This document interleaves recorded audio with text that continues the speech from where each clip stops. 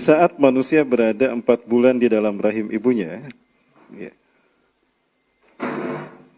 Allah Subhanahu wa taala mengutus satu malaikat. Ini penjelasan Rasulullah SAW. Idza kana ibnu Adam fi batni ummiha, arsalallahu lahu malakan. Ketika manusia berada di dalam rahim ibunya 4 bulan atau 120 hari, 125 hari, Allah mengutus satu malaikat. Di mana malaikat ini membawa buku catatan takdir. Ya, di covernya ada tulisan nama kita. Nama Rahmat Baikuni. Ya, dibuka buku catatan takdir tadi, lalu malaikat itu bertanya, "Ya Rabbi, adzakarun au unsa?" Ya Allah, apakah si fulan ini laki-laki apa perempuan? Ternyata yang pertama ditanyakan adalah gender. Di usia 4 bulan. Oh, berarti gender, jenis kelamin, ditetapkan di saat kita 4 bulan di dalam rahim ibu kita. Ya. Waktu bahakada, kata Allah, tuliskan demikian. Maka dicatatkanlah demikian. Kalau kata Allah laki-laki, pasti ditulis laki-laki. Kalau kata Allah perempuan, pasti ditulis perempuan. Dan malaikat ini gak pernah salah dengar. Kata Allah laki-laki, ditulis perempuan. Jadi LGBT, jadi bencong. Ya, jadi kalau ada yang LGBT bukan berarti gara-gara malaikat salah dengar. Itu karena mutasi genetika. Ya, ada sindrom Klinefelter, ada sindrom Turner. Sindrom Klinefelter adalah sindrom di mana seorang laki-laki memiliki kelebihan kromosom X. Ya, ada 22 pasang kromosom autosom, tapi ada satu pasang kromosom X yang ternyata melebihi kelebihan X. Jadi XXY. Nah, itu bukan karena malaikat salah dengar, tapi karena ibunya atau ayahnya yang mungkin perokok, pemabuk, pengguna narkoba, itu berpengaruh. Yang kedua, malaikat bertanya, "Ya Rabbi asakyun aw sa'idun?" Ya Allah, apakah penuh dengan sukacita atau duka cita? Uktub hakada, tuliskan demikian. Catat suka dukanya. Mana yang dominan terjadi tergantung pilihan kita. Ya, tergantung amal kita. Yang ketiga, wa kaifa birizqihi ya Rabb, bagaimana dengan rizkinya ya Allah? Uktub hakada, tuliskan demikian, dituliskan rizkinya. Dulu saya membayangkan kalau rizki itu dalam bentuk nominal angka. Untuk saya seperti saya ini, yang fisiknya seperti ini, yang passionnya seperti ini, ya, mungkin rizkinya sekian triliun dolar. Kok dolar? Ya. Dulu saya membayangkan demikian. Namun belakangan saya membayangkan juga, oh ternyata rezeki kita dalam bentuk peluang. Di mana di setiap peluang ada nominal angka. Untuk orang seperti saya, Allah takdirkan 5 peluang. Yang dengan 5 peluang ini saya bisa mendapatkan semua kenikmatan surga dan dunia. Dunia dan akhirat. Berapa banyak peluang yang kita dapatkan berbanding lurus dengan kesungguhan kita. Manjada wajada. Yang bersungguh-sungguh tentu akan berhasil. Ya. Yang keempat, wa kaifa bi azwajihi ya Rabb. Bagaimana dengan jodohnya ya Allah? Ya, dulu saya membayangkan kalau jodoh itu si A dan si B, Romeo dan Juliet. Ternyata tidak. Yang Allah jodohkan itu karakter. Ya. Adapun siapa orangnya itu pilihan kita. Saya diundang mengaji di Bandung. Ada yang matching dengan saya. Berkedip-kedip aja tiap melihat saya. Wah, matching dengan saya. Di Jogja belum nemu. Baik. Ya, seperti itu. Apakah setiap tempat orang yang suka sama kita ambil? Tidak. Ya. Artinya karakter yang Allah jodohkan, siapa orangnya itu pilihan kita. Kemudian yang terakhir, malaikat itu bertanya, "Wa kaifa bi ajalihi ya Rabb?" Bagaimana dengan ajalnya ya Allah? Uktub hakada, tuliskan demikian. Ya. Waktunya itu sudah tetap dari Allah. Detiknya, menitnya, jamnya, harinya, minggunya, bulannya, tahunnya sudah tetap. La yastakhiruna sa'ata wa la yastaqdimun. Dia tidak bisa menangguhkan ataupun tidak bisa memajukan. Masalahnya bukan di situ. Masalahnya adalah di mana kita mati, seperti apa kita mati itu pilihan kita. Ya. Untuk orang-orang tertentu Allah memberitahukan, memberikan isyarat, tapi hanya Allah yang tahu. Cuma dia merasakan kalau ada firasat kematian. Fir'aun 100 hari sebelum kematiannya itu diperlihatkan oleh Allah tempatnya di neraka. Setiap pagi dan petang. Mau tidak stres gimana Firaun? Setiap pagi dan petang diperlihatkan oleh Allah nerakanya. Kelihatan stres Firaun. Ya Allah. Ya, pagi kelihatan lagi. Mau tidak stres gimana? Tujuannya apa? Agar dia bertaubat. Mau nggak dia bertobat? Mau kembali nggak kepada Allah? Itu Firaun tuh. Yang pada akhirnya pun dia tidak bertobat kepada Allah. Walaupun kematiannya dia akhiri dengan mengangkat tangan. Tangan kirinya dia angkat. Ketika dia tenggelam, dia mengangkat tangan kirinya dan mengatakan, amantu bi Rabbi Musa wa Harun. Aku beriman kepada Tuhannya Musa dan Harun. Tapi sudah sakaratul maut. Allah tidak menerimanya. Yang Allah terima adalah siapapun yang bertobat kalau dia sebelum sakaratul maut. Innallaha yaqbalu taubatal abdi ma lam yughargir. Sesungguhnya Allah menerima taubat seorang hamba selama dia belum sakaratul maut. Baik, nah setelah jelas semuanya itu ditutup.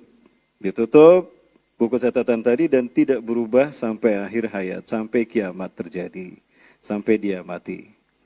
Ya, jadi yang ditakdirkan laki-laki nggak bisa berubah jadi perempuan. Kalau ada yang merubah jenis kelamin, itu dia melakukan kemusyrikan yang sangat besar. Ya. Ketika dia operasi kelamin di Korea Selatan, pulang jadi perempuan. Apakah berubah catatan takdirnya? Tidak. Sepanjang hidupnya berlaku hukum perempuan. Ya, dia harus hukum laki-laki. Ya, nggak bisa dia beramal dengan amalan perempuan. Ada ya contohnya ya? Nggak bisa saya sebutkan. Nah, kembali kepada tema kita tentang kematian. Ya. Tadi sudah disampaikan oleh Pak Dedi ya, bahwa Rasulullah pernah berpesan yang dalam lagu Bimbo ya, jangan takut mati, ya. Pesan Nabi jangan takut mati karena mati itu pasti terjadi. Perempuan yang dirahmati Allah, sebaik-baik orang adalah orang yang mempersiapkan kematian. Itu kata Rasulullah. Yang mempersiapkan bekal untuk setelah kematian. Ditakuti ataupun tidak, kematian itu pasti terjadi. Memang, kematian memang menakutkan. Siapapun saya kira ketika ditanya tentang kematian, dia akan menyatakan takut memang. Ya. Diceritakan ada satu kaum di zaman Nabi Daniel. Nabi Daniel adalah satu dari Nabi Bani Israel yang dia kalau berdoa pasti diijabah. Nah, ada kaumnya datang pada Nabi Daniel. Kaumnya ini berpikir gara-gara kematian yang menghantui kapan datang setiap saat dia bisa merenggut hidup mereka, mereka tidak bisa nyaman. Merasa dihantui oleh kematian. Bayang-bayang kematian membuat mereka tidak khusyuk beribadah. Sehingga mereka satu sama lain bicara, aduh gimana mau tenang ini hidup kalau ada kematian yang mengancam kita. Akhirnya mereka sepakat untuk meminta kepada Nabi mereka agar Allah mencabut kematian dari hidup mereka. Luar biasa. Datang mereka pada Nabi Daniel, ya Nabi Allah, Anda adalah Nabi yang kalau Anda berdoa Allah pasti mengabulkan. Maksud kalian? Sungguh kami merasa tidak nyaman dan tidak tentram dalam hidup kami selama ini. Oh, kenapa? Kami merasa dihantui oleh kematian, kami takut dengan kematian. Loh, kenapa? Kan itu takdir Allah. Kalian takut ataupun tidak kematian pasti datang. Bukan itu maksud kami. Bagaimana kami bisa beribadah dengan khusyuk kalau kami dihantui dengan takut kematian? Bagaimana kami bisa bekerja kalau kematian selalu menghantui kami sehingga takut kami selalu mengganggu perasaan kami? Kami tidak bisa tenang. Jadi maksud kalian apa? Tolong mintakan kepada Allah agar Allah mencabut kematian itu dari hidup kami.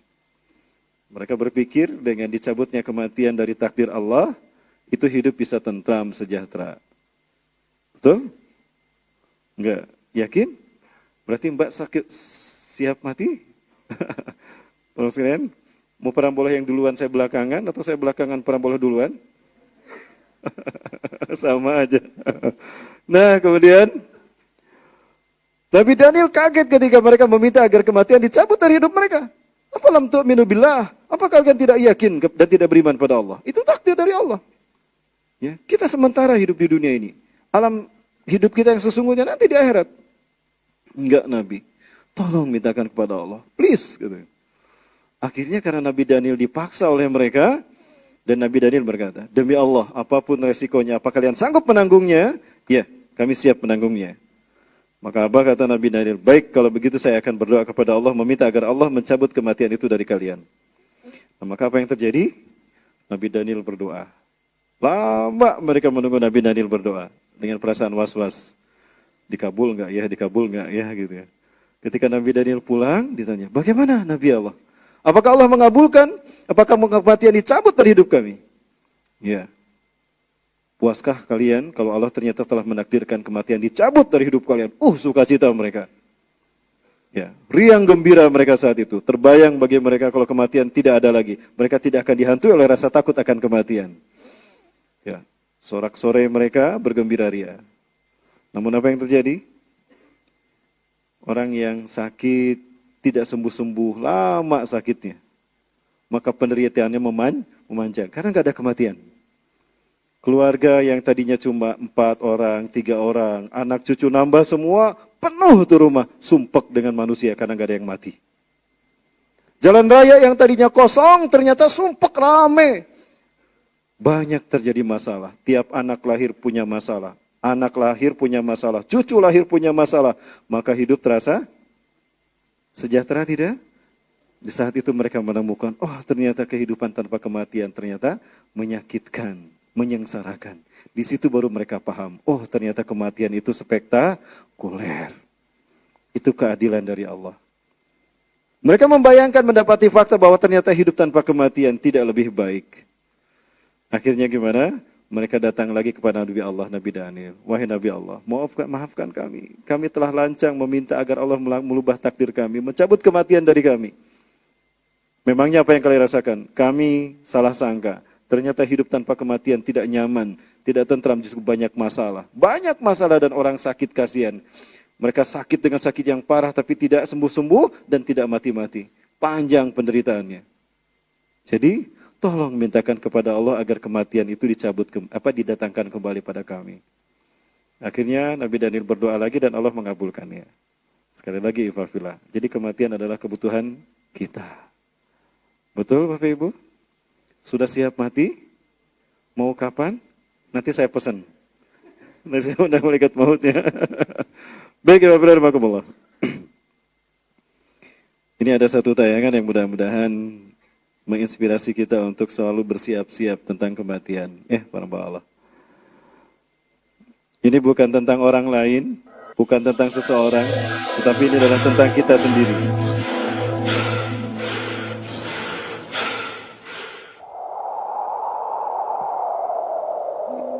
Inna lillahi wa inna ilaihi raji'un.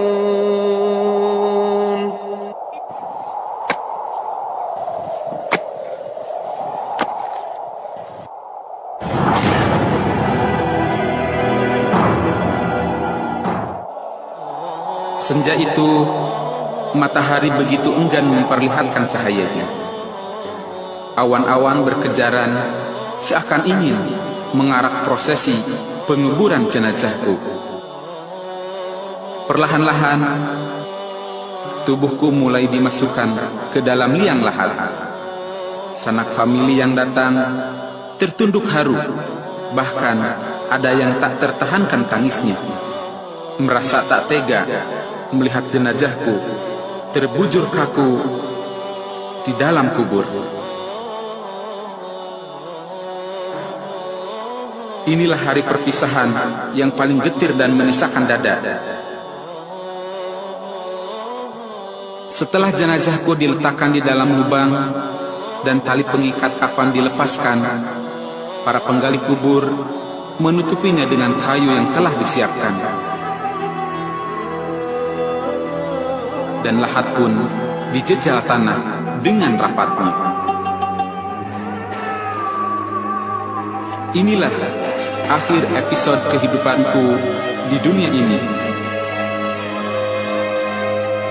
dan mulai memasuki kehidupan yang baru di alam kubur.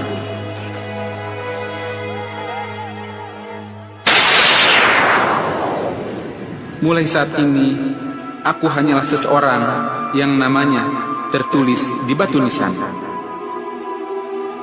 Mulai saat ini, aku hanyalah seonggok bangkai yang menjijikan. Buih-buih darah akan meletup dari mulut dan hidung.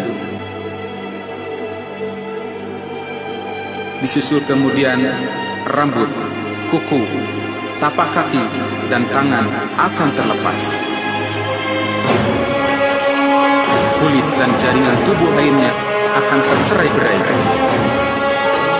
Pandangan yang sangat mengerikan ketika perut tiba-tiba pecah, menyebar bau menjijikan yang tak tertahankan. Bakteri dan serangga berkembang biak, menggerogoti tubuh hingga perlahan-lahan menghancurkannya dan menyisakan tulang belulang.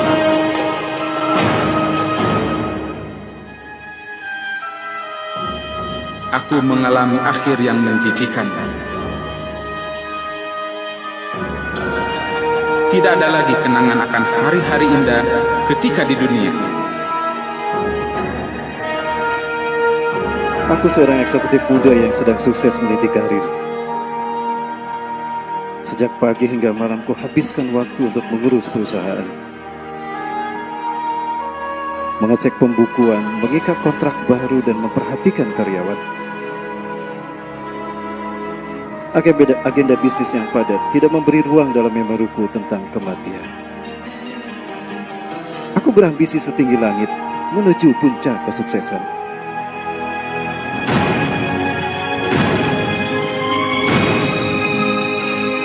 Tiba-tiba aku dikejutkan dengan kematian saat pesawat yang aku tumpangi jatuh dan meledak.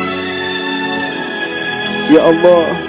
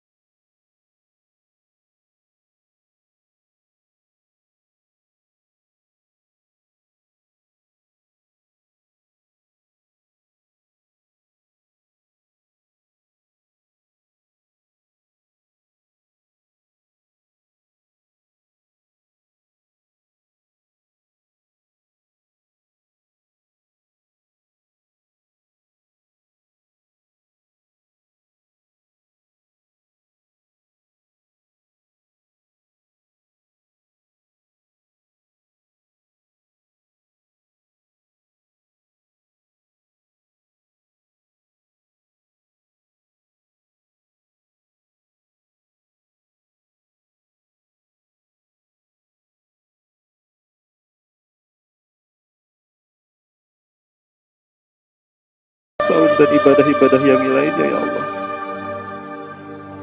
Ya Allah, sungguh aku termasuk orang-orang yang merugi.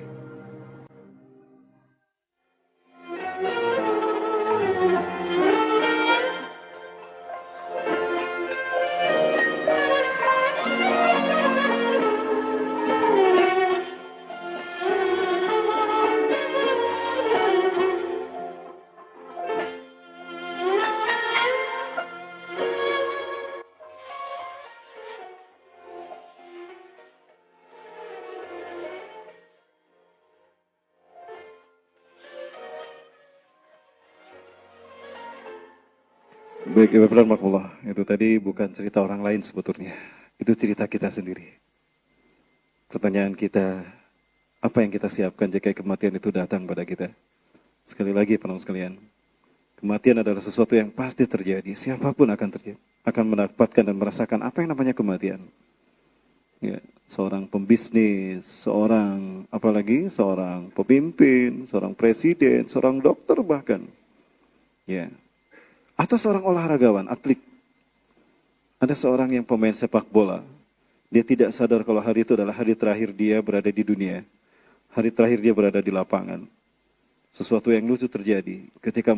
Ketika dia sibuk mengejar bola, malaikat tidak dia sadari. Malaikat maut sedang mengejar dia juga. Jadi dia mengejar bola, malaikat maut mengejar dia. Kucing-kucingan itu dengan malaikat maut. Mau lihat orang bola? Coba kita lihat ya. Ini ada striker yang meninggal, dicabut nyawanya oleh malaikat Israel. Kalau yang saya dapatkan ini dia memang meninggal dunia. Cuma saya lupa lagi ini.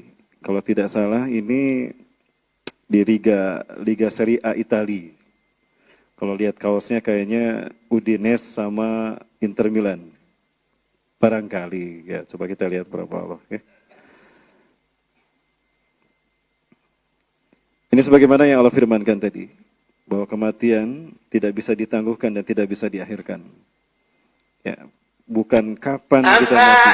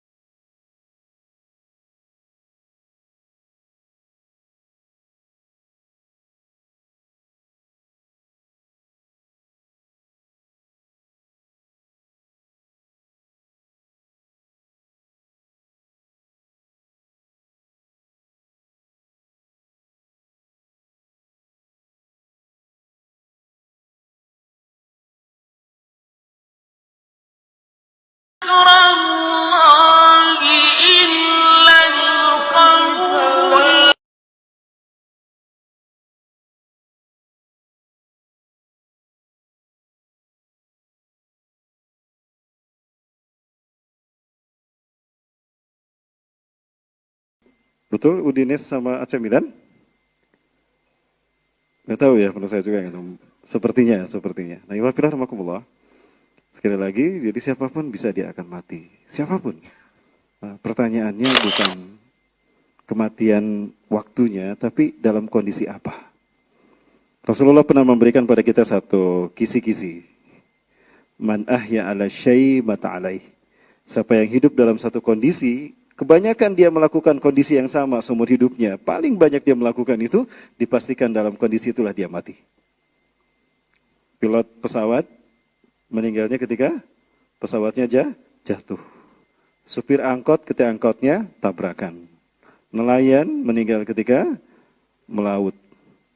Ya. Pernah mendengar Panji Sang Penakluk? Sekarang ada di siaran televisi? Tidak ada. Ternyata beliau meninggal ketika mau syuting. Meninggal ketika beliau mempermainkan, sebelum syuting beliau bermain-main, bercanda dengan seekor komodo. Ternyata komodonya tersinggung, ya ternyata komusi perjanjiannya dibatalkan, tersinggunglah sang komodo, maka komodonya marah. Dia diseret, dicabik-cabik perutnya. Komodo yang lain datang. Dia menjerit-jerit ketakutan. Produsernya tidak bisa ngapa-ngapain. Karena komodo kemudian datang sehingga dia kok sang produser menyaksikan bagaimana beliau dicabik-cabik oleh beberapa ekor komodo dan menjerit-jerit kesakitan. Meninggal ketika mau syuting dalam tayangan sang penakluk tadi. Ya, itu para muslimin yang dirahmati Allah. Nah, tadi kita melihat seperti pemain sepak bola tadi, seperti yang menyakitkan kematiannya. Begitulah kematian orang yang kafir. Di dalam kitab Al-Maut, Al-Qayyim Ibnul Jauzi Al-Baghdadi, Ibnul Qayyim Al-Jauzi rahimahullah, itu pernah memberikan gambaran tentang bagaimana perbedaan orang meninggal, orang beriman dan orang kafir. Diambil dari hadis riwayat Imam Ahmad, kalau Rasulullah pernah bercerita, apabila seorang yang beriman itu meninggal dunia, malaikat akan datang kepadanya membawa satu kain kafan yang dibawa dari surga tempat kembalinya nanti. Kain kafan itu diberi nama Hanut. Ya, Hanut. Dan malaikat itu pun membawa 2 buah kendi. Satu kendi berisi air dari surga untuk memandikan arwahnya, ruhnya. Dan satu lagi kendi berisi wewangian surga untuk mewangikan ruhnya. Ketika sampai kepada orang tadi, malaikat maut ini pun kemudian mencabut nyawanya dengan sangat halus. Karena orang beriman ini dia ikhlas untuk meninggal dunia, ikhlas bertemu dengan Allah, maka mudah kematiannya. Alhamdulillah, makin ikhlas seseorang untuk meninggalkan dunia, makin rindu dengan Tuhannya, makin mudah dia mengalami kematiannya.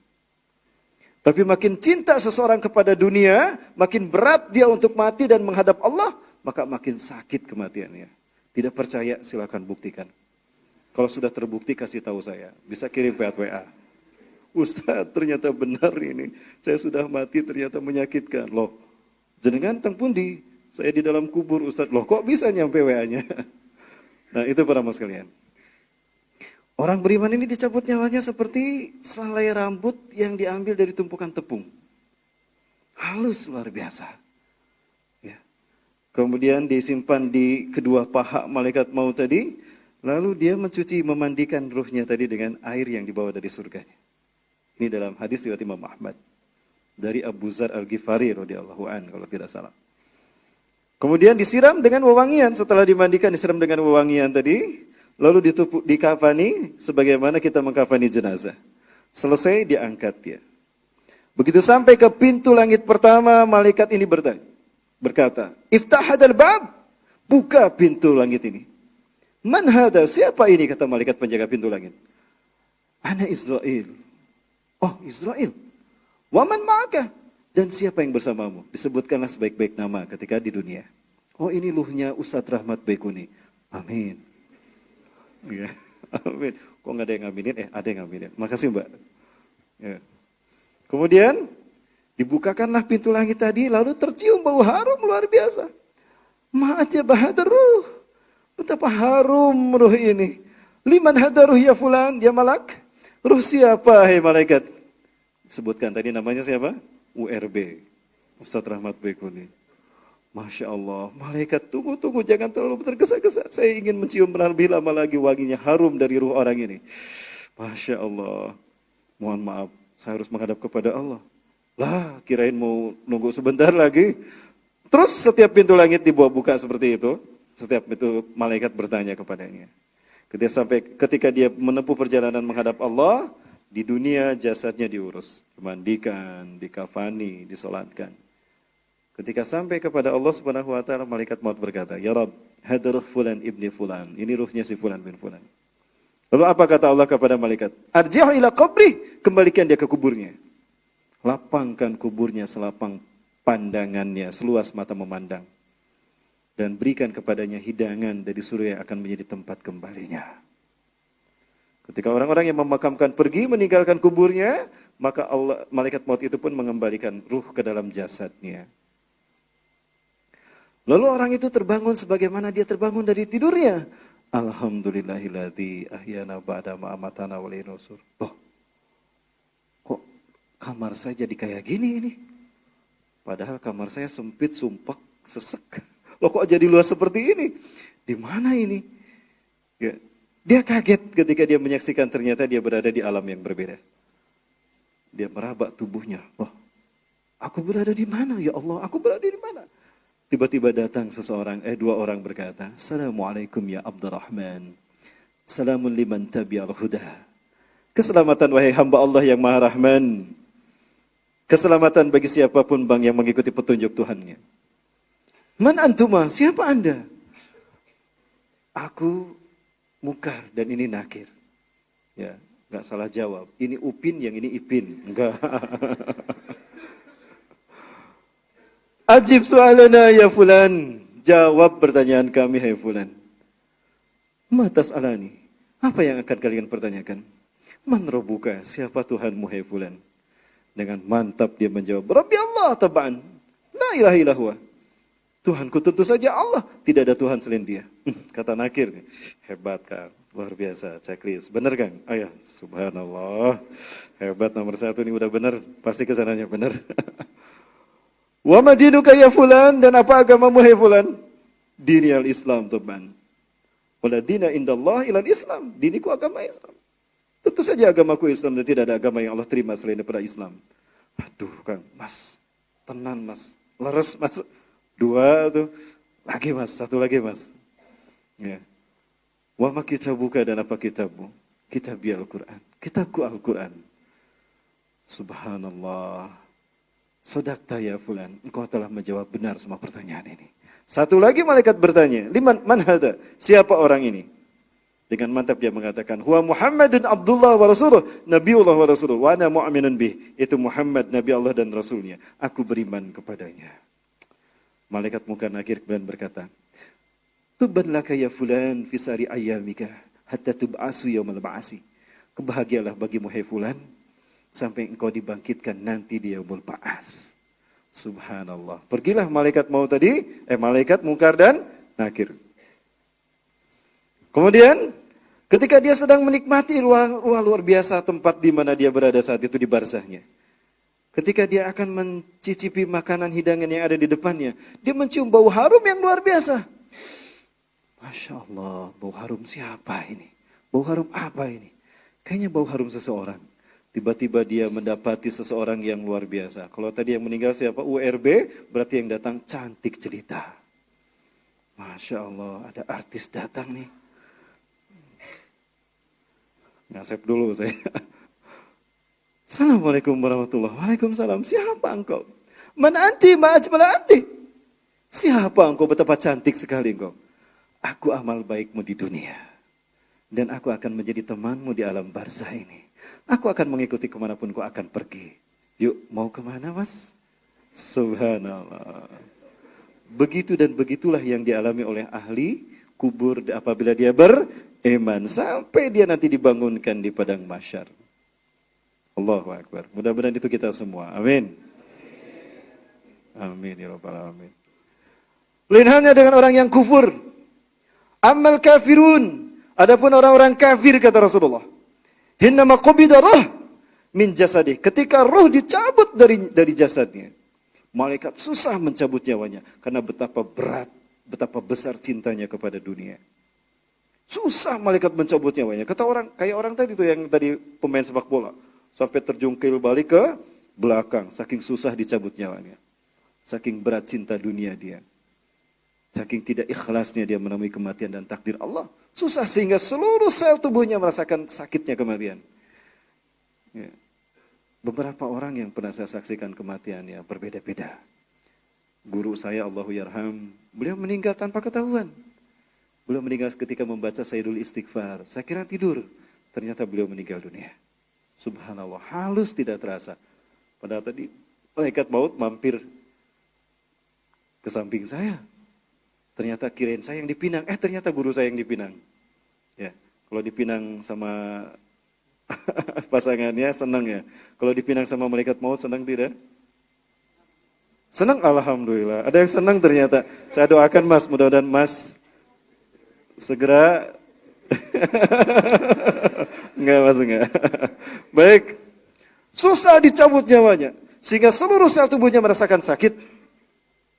Begitu selesai, malaikat maut itu tidak membawa apapun kecuali kain kafan yang dianyam dari benang yang diambil dari neraka tempat kembalinya. Api neraka itu dianyam menjadi kain kafan.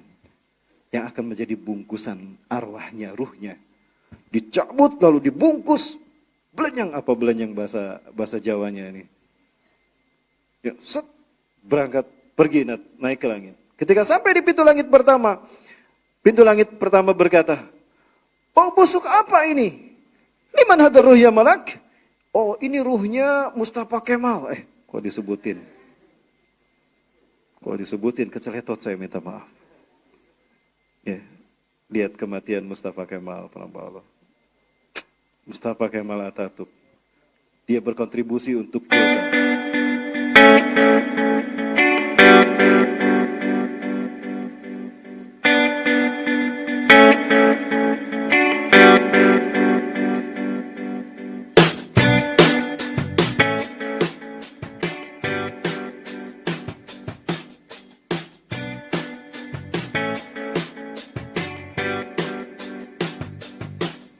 Ini museum di mana jasadnya dimakamkan.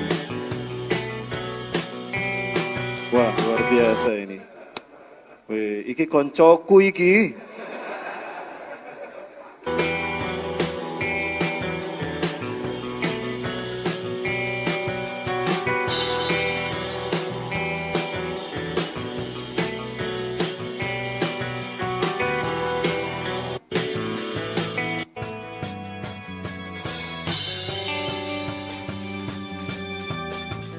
Ya, ini kematian Mustafa Kemal. Didatangkan penyakit kulit sampai ke kaki di mana ia merasa gatal-gatal di seluruh tubuhnya.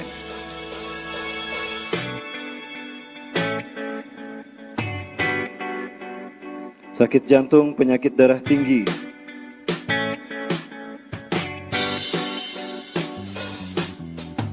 Panas sepanjang waktu, tidak pernah merasa dingin sehingga terpaksa diarahkan ke pemadam kebakaran untuk menyiram rumahnya 24 jam.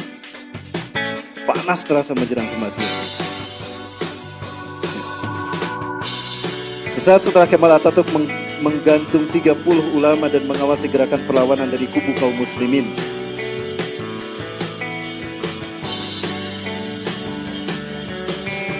Ia katakan, "Ketahuilah, saya dapat membuat negara Turki menjadi negara demokrasi bila saya dapat hidup 15 tahun lagi," kata dia. Dan ternyata Allah mengabulkan itu. Dia hidup 15 tahun dalam kekuasaannya. Tetapi jika saya mati sekarang, itu akan memerlukan waktu 3 generasi. Itu drama dia, Bapak Muslim. Lalu apa yang terjadi?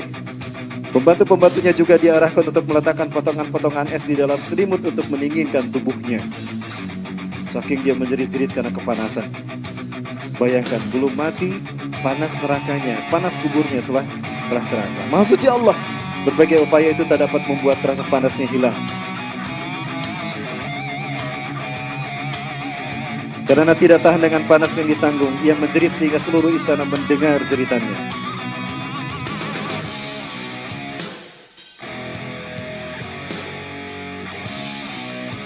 Karena tidak tahan mendengar jeritan, mereka yang bertanggung jawab telah mengirimnya ke tengah lautan dan ditempatkan di dalam perahu dengan harapan ia akan merasa sejuk. Jadi dilepaskan dalam sebuah perahu ke tengah lautan supaya merasa sejuk di tengah lautan. Panas tak juga hilang. Maka pada tanggal 26 September 1938 ia pingsan selama 48 jam karena terlalu panas dan sadar setelah itu, tetapi hilang ingatan. Karena putus asa, mayatnya diawetkan sekali lagi dan dimasukkan ke dalam museum, diberi nama etnografi selama 15 tahun sampai 1953. Apabila saya mendapatkan cerita dari teman-teman yang tinggal di Turki. Ya, dia dikuburkan, setelah dikuburkan, para pelayat dan pengantar jenazahnya pulang. Besoknya ketika ada yang berziarah, ternyata jasadnya sudah ada di atas tanah. Bumi tidak menerima jasadnya. Dialah orang yang telah menukar khilafah dengan republik, yang telah merubah perda syariah dengan demokrasi. Keceletot saya. Punten. Ya. Kemudian dibawa lagi, dimakamkan lagi, pakai rantai itu. Ternyata besoknya tetap ada muncul lagi. Lalu dia dimakamkan di sebuah ruang, di sebuah makam yang dicor dulu, pakai besi beton, ya. Itu pun yang memakamkan tidak kuat karena bau busuk yang luar biasa. Allahu Akbar. Bumi saja tidak menerima, apalagi nanti di akhirat. Ya, inilah Mustafa Kemal yang mengakibatkan umat Islam menderita sampai sekarang. 1924, 94 tahun umat Islam menderita, terutama Palestina, Suriah, dan sebagainya. Ya.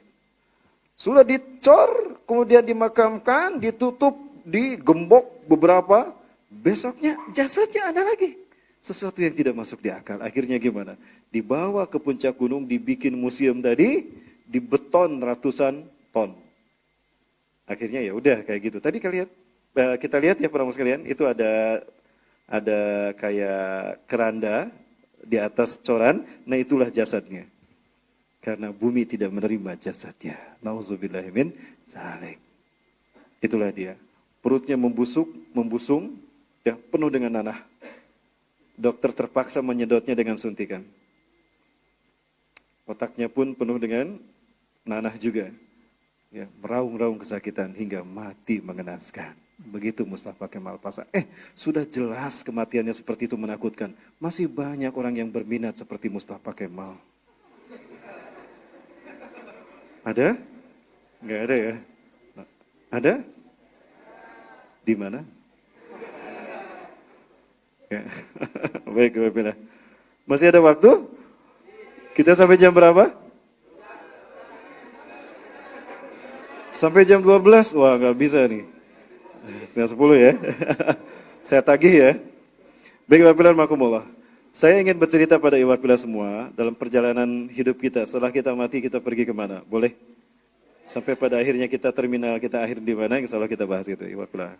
Kemudian, apa yang terjadi bagi orang kafir tadi? Ketika dibawa jasad ruhnya tadi, setiap pintu dibukakan maka bau busuk menyengat di hidung para malaikat penjaga pintu langit. Ma'ak badahal ruh, betapa busuknya ruh ini. Liman hadha ruh ya malak? Ruh siapa ini malak? Ini ruhnya Mustafa Kemal. Lagi dia sebutkan. Cepat-cepat, aku tidak kuat dengan bau busuknya. Ketika perjalanan itu sampai kepada Allah, malaikat berkata, Ya Rabb, hadha ruh fulan bin fulan. Disebutkan seburuk-buruk namanya. Maka apa kata Allah? Arjihu ila qabri, kembalikan dia ke kuburnya. Himpit dia dengan kuburnya agar hancur tulang belulangnya. Ketika malaikat itu pun langsung begitu sampai ke langit dunia, langsung dilemparkan ruhnya. Bangun dia seperti orang yang terbangun dari tidur karena mimpi buruk. Begitu dia bangun dia tidak sadar. Loh, kok panas sekali? Di mana aku? Di mana aku? Dia menjerit-jerit seperti itu. Maka tiba-tiba datanglah malaikat Munkar dan Nakir. Hana kaliman kafara billahi azza wa jalla. Celakalah bagi mereka yang ingkar kepada Allah. Siapa kalian? Ya. Kamu tidak perlu tahu siapa kami. Jawab pertanyaan kami. Man rabbuka? Siapa Tuhanmu? La adri man rabbi. Aku tidak tahu siapa Tuhanku. Lantas adi man rabbi. Jangan kau tanyakan siapa Tuhanku. Aku tidak tahu siapa Tuhanku. Kalau begitu rasakan ini. Malaikat Zabaniyah sudah mendekatinya. Sudah ada di sampingnya. Dipukul dia dengan gada besi. Menjerit dia hingga mati. Semua makhluk bisa mendengarnya kecuali jin dan manusia. Mohon maaf nih gayanya kayak gini supaya takut. Saya maksudnya berbagi rasa takut. Kemudian dihidupkan lagi, ditanya lagi. Wa madinuka ya fulan, dan apa agamamu hai fulan? La adri madadini, la tas'ali andini.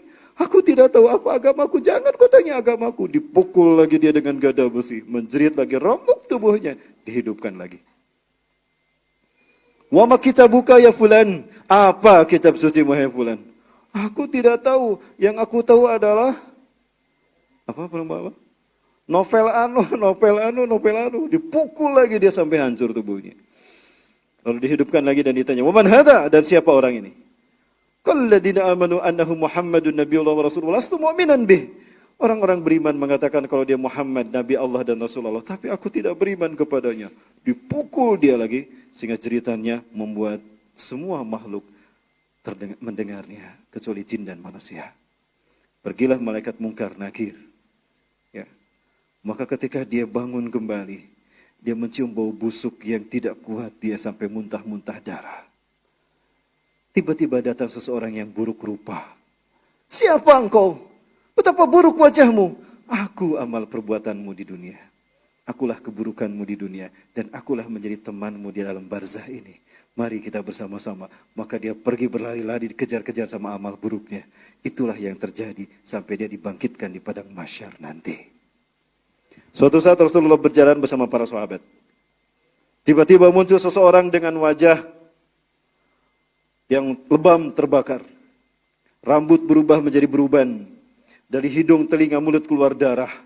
Matanya melolong, lidah menjulur. Kedua kaki dan tangannya terbelenggu. Dia terus naik ke atas dan diam di atas lalu melihat kepada Rasulullah dan para sahabat. Para sahabat ketakutan, mereka berebut di belakang Rasulullah. Ya Abdullah, indah ya Abdullah kuntu atishan. Hai hamba Allah, sirami aku haus.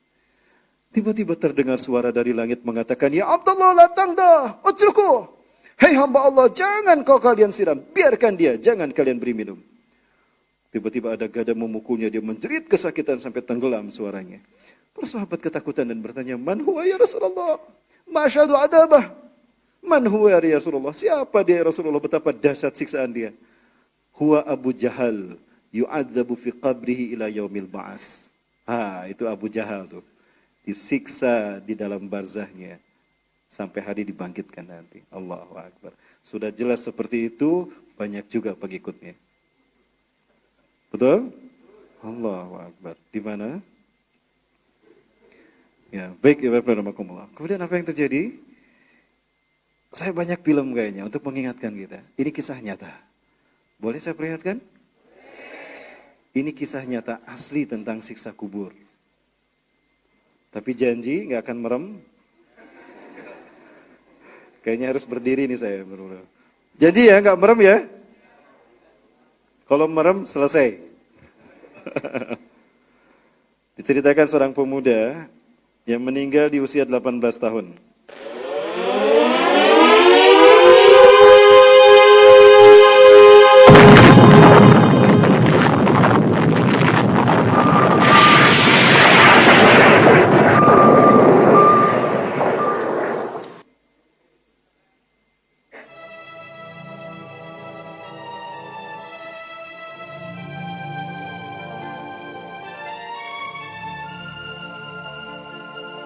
Aisyah bertanya tentang azab kubur.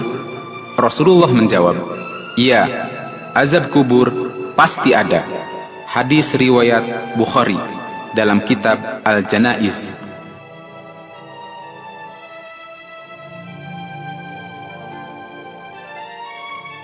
Aisyah radhiyallahu anha meriwayatkan bahwa Rasulullah SAW berdoa dalam salatnya, Ya Allah, aku berlindung kepadamu dari azab kubur.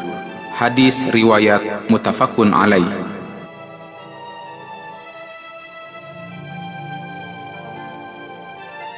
Ketika orang-orang yang durhaka pada Allah tidak bisa menjawab pertanyaan malaikat, lalu ia dipukul dengan gada besi hingga ia menjerit dengan teriakan yang sangat keras, didengar oleh semua makhluk Allah kecuali jin dan manusia. Hadis Bukhari Muslim.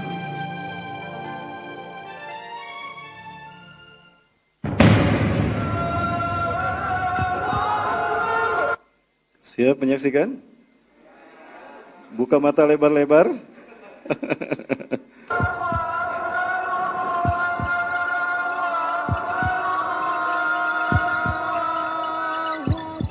Kejadian nyata tentang siksa kubur seorang pemuda berusia 18 tahun yang rusak agamanya, sering melalaikan sholat, tidak taat dan patuh pada orang tua.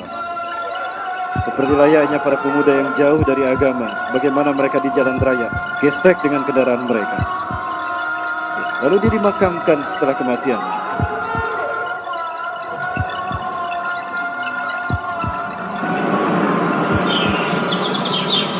Sang ayah kaget.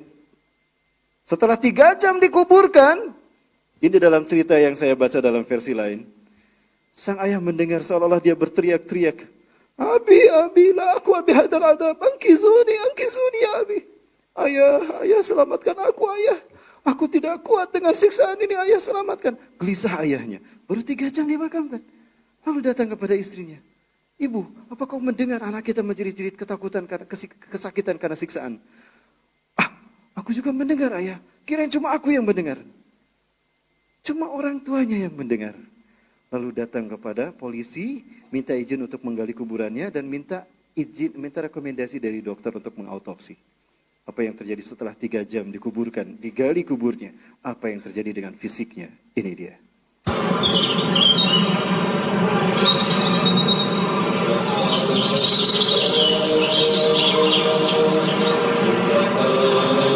Diberitakan dia adalah seorang remaja muslim meninggal pada usia 18 tahun. Diceritakan dia seorang remaja yang rusak agamanya dan sering melalaikan sholat. Setelah 3 jam dikuburkan, ayahnya menginginkan membongkar kembali kuburannya untuk keperluan otopsi. Dan apa yang terjadi setelah mayat tersebut dikeluarkan dari kuburnya? Pandangan yang sangat mengerikan. Rambut yang hitam berubah jadi beruban.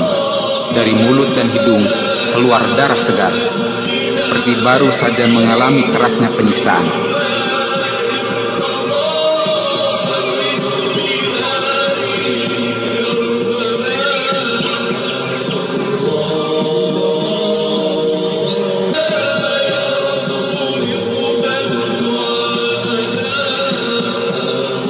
Seperti ada orang yang memukul di bagian belakang kepalanya, dengan wajah seperti diremas dan membeku.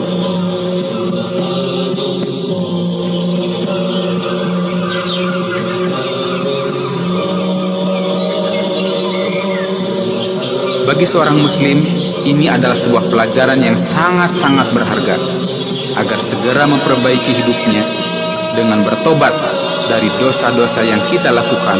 Wallahu a'lam bishawab.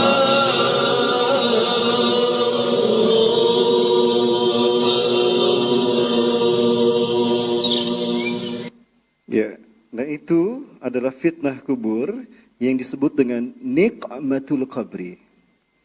Jadi fitnah kubur itu ada 2. Ada niqmatul qabri, pakai qaf, artinya siksa kubur. Dan itu dialami oleh orang-orang yang rusak agamanya. Ingat, meninggalkan sholat itu kafir. Itulah kenapa sholat menjadi rukun Islam yang kedua setelah syahadat. Karena siapa yang meninggalkan sholat dengan sengaja, kafir dia.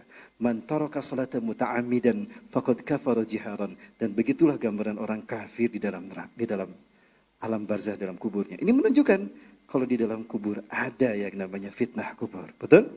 Baru 3 jam dimakamkan. Sebetulnya kalau secara biologis, dalam pandangan sains, ya dalam pandangan ilmu biologi, belum ada kerusakan. Tapi baru 3 jam seperti itu. Sekarang kita bandingkan dengan orang yang sudah dimakamkan 26 tahun, tubuhnya tidak berubah.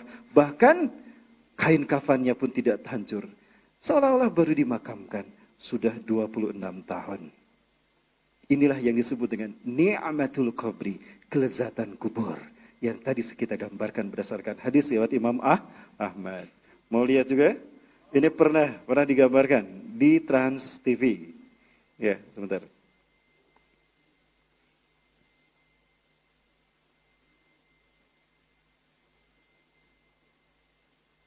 Rusak dimakan usia. Bahkan kain kafan yang membalut jenazah itu pun sama sekali tidak rusak.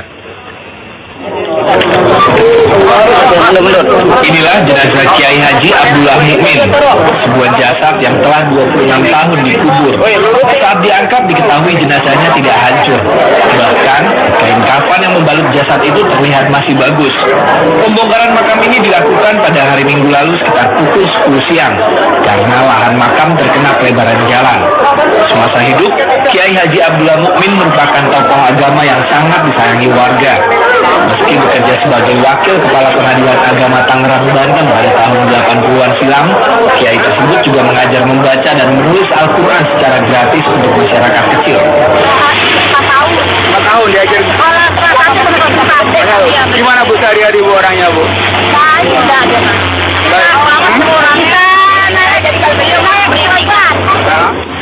Salah satu orang yang menggali dan mengangkat jenazah almarhum Kiai Haji Abdullah Mukmin adalah Jaya. Pria yang sehari-hari menjadi supir ini kaget bercampur takut saat berusaha mengangkat jenazah almarhum. Enggak ada. Ada rambut atau ke ujung utuh, nggak ada panjang atau gimana gitu. Kulit-kulitnya juga masih.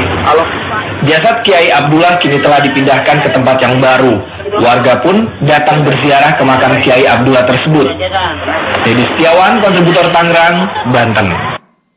Itu ya Vila. Nah ternyata beliau adalah hafal Quran, seorang kiai, seorang ulama. Ya, maka bersyukurlah menjadi orang-orang yang soleh sekali lagi, apalagi penghafal Quran. Allah mengharamkan tanah dari menghancurkan tubuhnya. Bayangkan 26 tahun dikubur tidak berubah, tidak bertambah panjang, bahkan seperti baru dimakamkan saja, masih berat tubuhnya. Ya. Nah itulah ni'matul qabri, kelezatan kubur bagi orang-orang yang beriman. Ada satu lagi fenomena yang luar biasa. Ini hanya gambar saja, ya. Waktu kita singkat ya, para muslimin. Baik.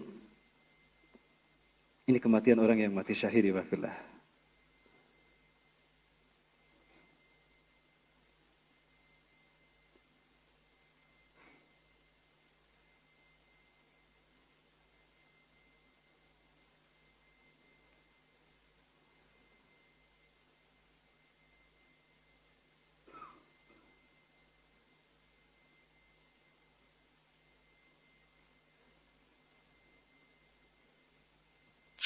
Ini adalah seseorang yang syahid di Suriah.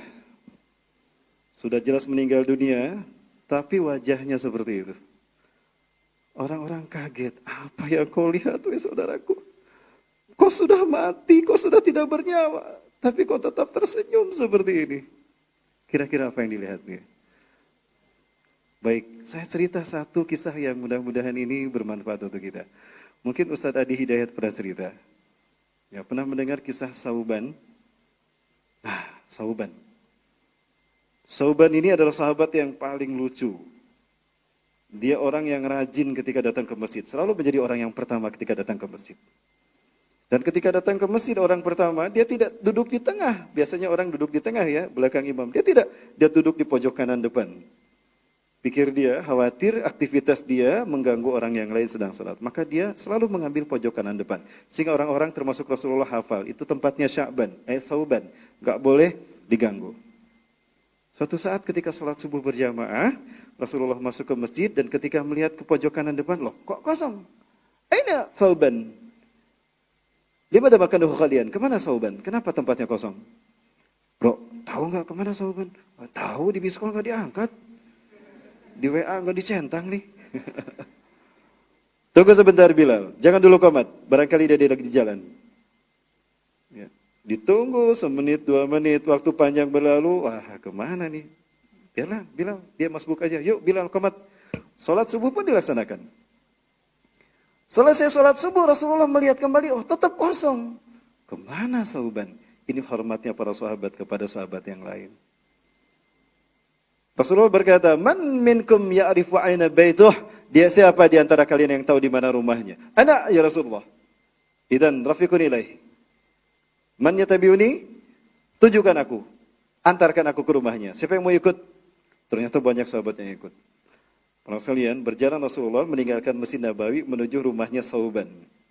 Salat subuh kemarin atau tadi selesai jam berapa? Taruh selesai salat subuh jam 5 ya. Sampai ke rumahnya Sauban itu di waktu pas optimal untuk sholat duha. Kira-kira jam 9. Kebayang jalan kaki dari jam 5 sampai jam 9. Berapa jam? 4 jam. Dari sini kemana jalan kaki 4 jam? 4 jam dari rumah ke masjid, tidak ketinggalan sholat berjamaah. Sauban tuh. Hebat kan? Mas, berapa jam dari rumah ke sini, Mas? Sholatnya masbuk tidak mas? Apa yang terjadi kemudian? Begitu sampai ke rumahnya diketuk pintu rumahnya Sauban. Ketika dibukakan ternyata istrinya. Allahu Akbar. Waalaikumsalam warahmatullahi marhaban bi baiti Rasulullah. Ma yusabibu hudurakum ya Rasulullah. Selamat datang Rasulullah di rumah saya. Apa yang menyebabkan Anda hadir di rumah kami ya Rasulullah? Aina Sauban? Ma ra'aituhu salatan jama'atan fi hadas sabah. Kemana Sauban? Kok aku tidak melihat dia sholat berjamaah subuh pagi ini? Pemimpin yang baik, umatnya enggak satu kali enggak sholat berjamaah di inspeksi ke rumahnya tuh. Mana nih yang nggak sholat subuh berjamaah? Nah, dicari. Ketika ditanya begitu nangis istrinya. Kok nangis? Wes, jangan-jangan KDRT. Wes, jangan suzon. Wah, barangkali bertengkar, jangan suzon.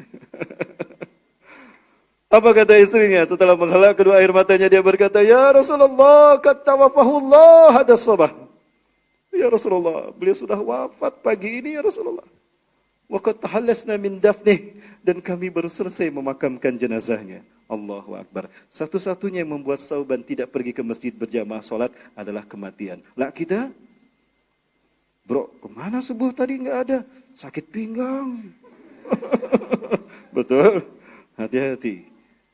Jika kita berat melangkahkan kaki kita ke masjid, jangan harap nanti kaki kita akan berat menuntun kita ke surga. Betul? Yakin? Ditagih ya sama Allah nanti. Baik, Ibabillah. Kemudian istrinya berkata, Ya Rasulullah, lau samahta, ladaya su'alun anhu. Aku punya pertanyaan ya Rasulullah, kalau Anda berkenan. Tafadhali. Is'al ma syi'ti. Ya. Ceritakan apa yang terjadi. Ta'ajabna bihi fi salasatil ahwal. Kami kagum, kami heran ya Allah, ya Rasulullah, terkait dengan beliau ketika sakaratul maut. Ma bihi. Ada apa dengannya? Innahu huwa yaqul salasa marrah wa la nafal bima yaquluh. Dia berkata 3 kalimat yang kami tidak ngerti dengan kata-katanya. Man ladzi qala? Apa yang dia katakan? Awalan, innahu huwa yaqul, wah, limadha nasabi ba'id. Aduh, kenapa tidak lebih jauh? Itu kata-kata yang pertama. Sambil wajahnya memelas. Wasanian, dan kedua dia berkata, wah, limadha nasabi kul bijadid. Aduh, kenapa bukan yang baru yang aku berikan? Yang ketiga, innahu wa yaqul, wah, limadha nasabi kulih. Aduh, kenapa tidak semua aku berikan? Setelah itu Allah mencabut nyawanya. Dia pun menutup akhir hayatnya dengan La ilaha illallah Muhammad Rasulullah. Rasulullah tersenyum mendengar jawaban itu. Lalu Rasulullah membaca Quran surat Qaf ayat kedua-dua. A'udzubillahi minasyaitonir rajim. Laqad kunta fi ghaflatin min hadha. Laqad kunta fi ghaflatin min hadha fakashafna anka ghita'ak. فكشفنا عنك غطاءك فبصرك اليوم حديد. Menangis Rasulullah membaca ayat itu. Awalan, limadha huwa yaqul, wah limadha laysa bidba'id. Ya, sebentar ayatnya saya bahas dulu para muslimin. Laqad kunta fi ghaflatin min hadha. Sungguh kalian manusia telah lupa kalau kita akan bertemu seperti ini, kata Allah. Kalian akan mati dan bertemu denganku. Kalian telah melupakan ini. Fakashafna anka ghita'aka. Maka saat ini akan aku buka semua hijab. Maka fabasaruka al-yawma hadid. Maka pandanganmu tajam. Ketika seseorang sakaratul maut, tidak ada hijab antara dia dengan akhiratnya, iwafillah. Tidak ada hijab antara dia dengan akhiratnya. Ketika sakaratul maut, lihat wajah orang itu. Itulah kondisi ketika dicabut nyawa. Itulah Sauban.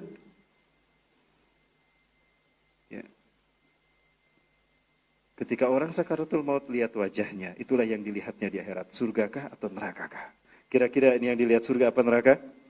Surga. Insya Allah itu saya. Amin. Dan juga para bola sekalian. Amin. Baik.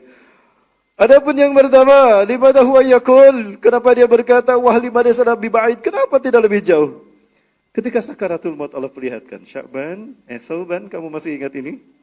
Kamu berjalan dari Malioboro ke Al-Furqon. Dari mana, Pak? Ke Piungan. Dari Bantul kamu jalan ke sini 4 jam, Bu ya. Bantul 4 jam ke sini.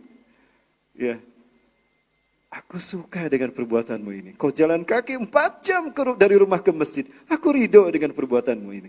Nih, aku balas dengan surga yang ini. Gimana? Waduh. Dari Bantul ke Piungan, surganya seperti itu. Kenapa lebih jauh? Apalagi kalau dari Jawa Barat. Tentu surganya lebih indah, kata dia. Maka dia berkata, aduh, kenapa tidak lebih jauh? Pasti surgaku lebih indah dari ini. Menyesal memang selalu di akhir kan? Artinya, jika kita punya kesempatan untuk berbuat baik, maksimalkan kemampuan kita. Karena balasannya pun maksimal. Betul? Ini buktinya. Yang kedua Allah perlihatkan. Sauban. Nih, yang kedua nih. Kamu masih ingat ketika kamu mau berangkat sholat subuh ke Masjid Al-Furqan? Sholat subuh jam berapa azan sekarang? Jam 4 lebih?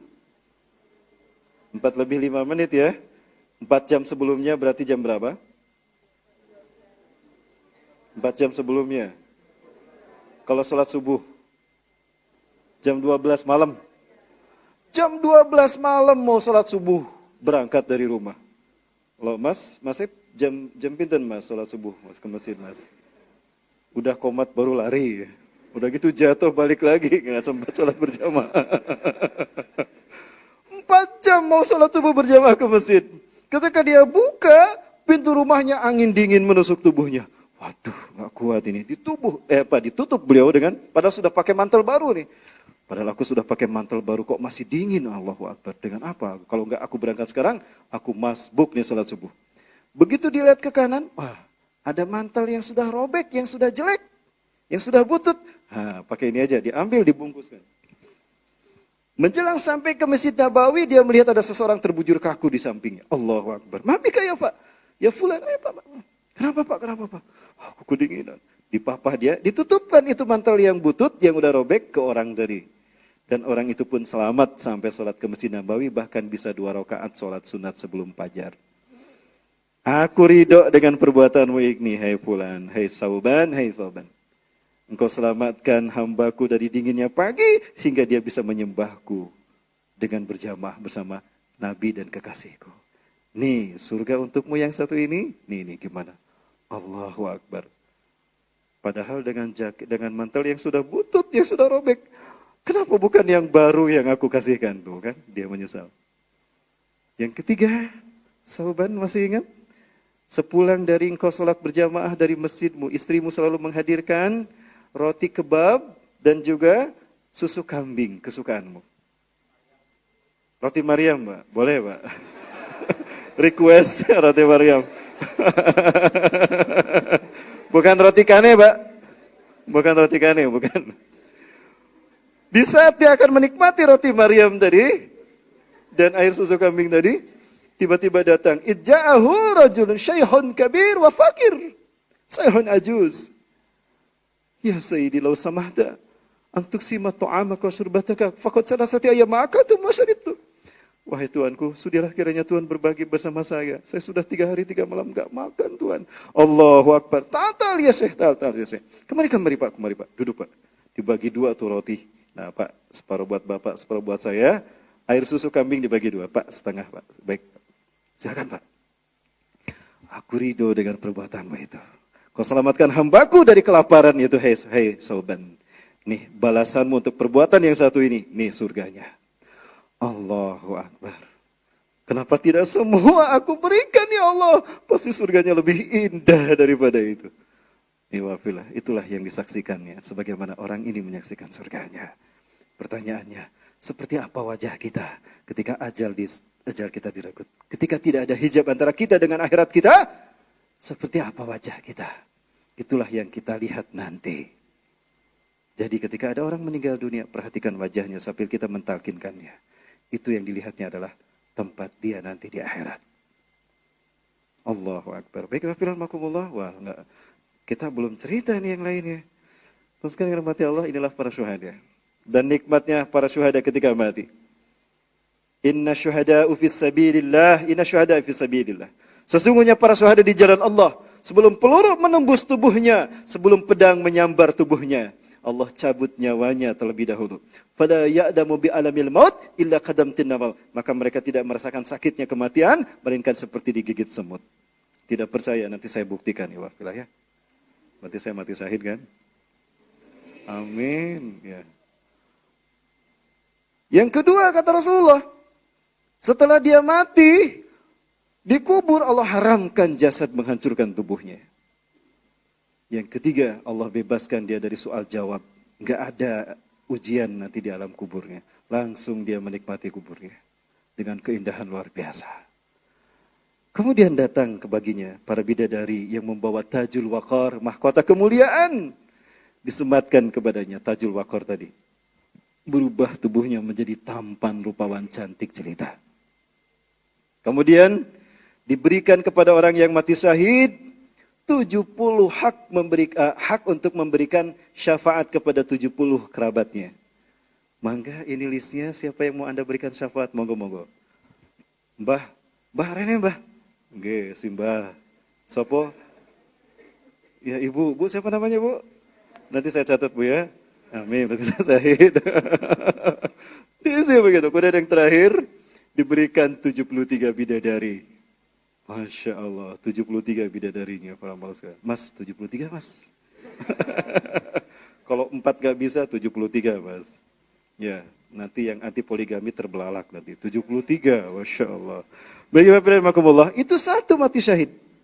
Orang yang menghidupkan sunnah di zaman penuh fitnah ini 100 kali seperti itu.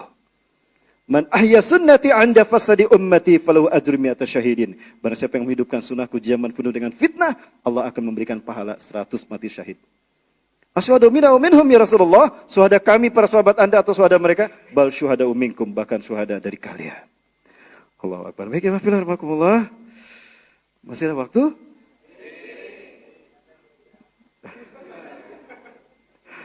Baik, Bismillah. Kita percepat.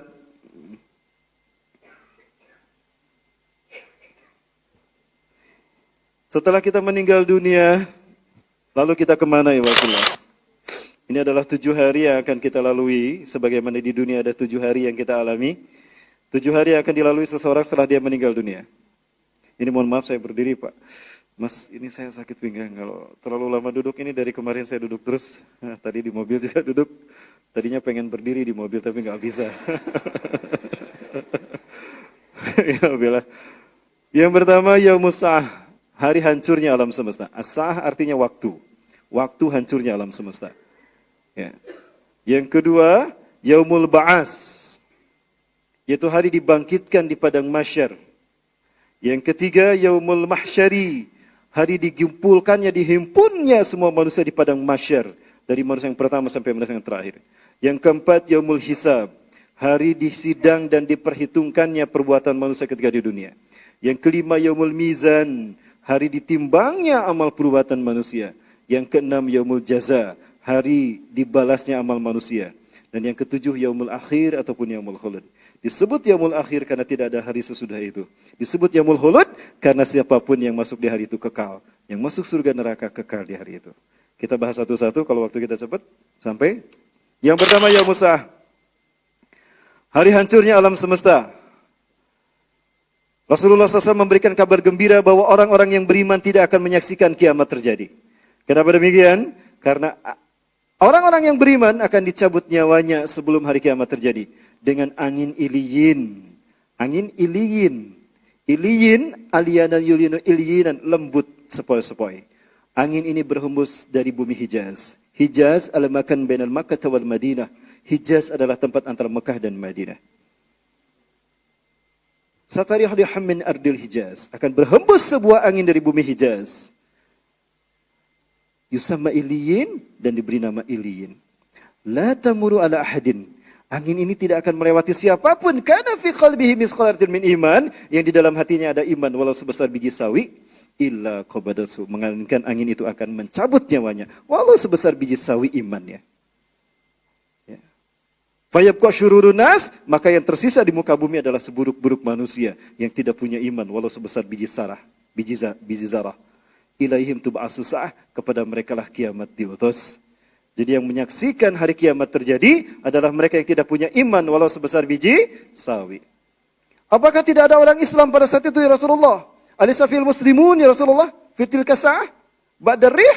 Apakah tidak ada orang muslim saat itu? Oh, kasirun minhul muslimun. Banyak orang yang ngaku Islam pada saat itu. Yas'umuna annahum muslimun. Mereka mengaku muslim. Walisalahum iman walau bimiski dzarrah. Mereka tidak punya iman walau sebesar biji zarah. Orang Islam belum tentu beriman, tapi orang beriman sudah pasti Islam. Betul? Siapa mereka itu? Itulah para kecebong. La yujawizu imanahum hanajirahum. Iman mereka jangankan ke hati, tenggorokan mereka pun tidak tersentuh oleh iman mereka. Iman mereka cuma di cangkangnya saja. Apa perlu saya contohkan?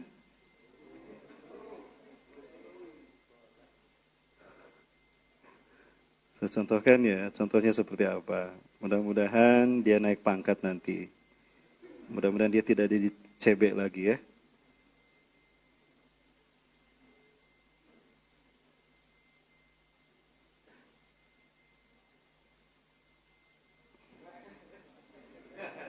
Assalamualaikum warahmatullahi wabarakatuh. Dengan saya Permadi Arya. Kenapa saya berpakaian seperti ini? Karena sesuai dengan topik hari ini adalah politik berkedok tauhid. Karena semua bisa dibungkus. Politik bisa dibungkus dengan tauhid. Ana bisa dibungkus sama pakaian seperti ini supaya meyakinkan. Padahal bungkusnya doang. Kan, padahal bungkusnya doang. Ya, Bismillahirrahmanirrahim. Hati-hati. Fitnah akhir zaman sekarang. Sebetulnya Allah sedang membagi dua orang-orang Islam. Rasulullah pernah menyatakan, Inna amama malhamatil kubra yanqasamullahu al-muslimin ila khaymatain. Sesungguhnya sebelum malhamatul kubra terjadi, Allah akan membagi dua orang-orang Islam ke dalam dua kemah. Khaymatun fil mu'minuna kulluh, wa laysa fil munafiquna walakin wahdah. Kemah pertama, semuanya orang beriman dan tidak ada orang munafik satupun, tidak ada.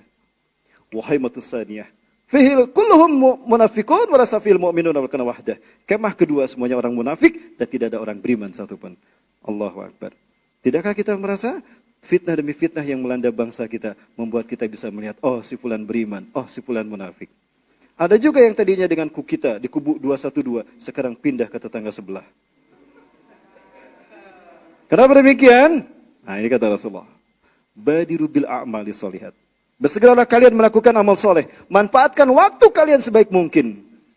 Fasatakunul fitan, karena akan terjadi huru-hara dan petaka menimpa kalian. Kakitoilal muslim, seperti potongan malam yang gelap gulita. Berlapis-lapis bermacam-macam fitnah tadi. Yusbihu rajulun mu'minan wa yumsi kafiran. Pagi-paginya beriman, sorenya kafir. Wa yumsi mu'minan wa yusbihu kafiran. Sorenya beriman, paginya kafir. Yabi'u dinahu bi'aradi minad dunya. Dia menjual agamanya demi pangkat, demi jabatan, demi harta dunia. Hati-hati wafilah. Sekarang Allah sedang membagi dua. Siapa orang beriman sesungguhnya? Istiqomah. Ya, istiqomah di dalam khitah dan perjuangan kita insya-Allah. Tidak lama lagi, 5 tahun lagi insya-Allah. Betul? 5 tahun lagi kita khilafah akan tegak. Kok bisa Ustaz 5 tahun lagi? Ada hadisnya. Ya. Sudah dibahas hadisnya di sini? Sudah. Baik, kita baca sama-sama. Ikuti ya. Ikuti. An Abi Hurairah. Dari Abi Hurairah radhiyallahu an, semoga Allah meridhoinya.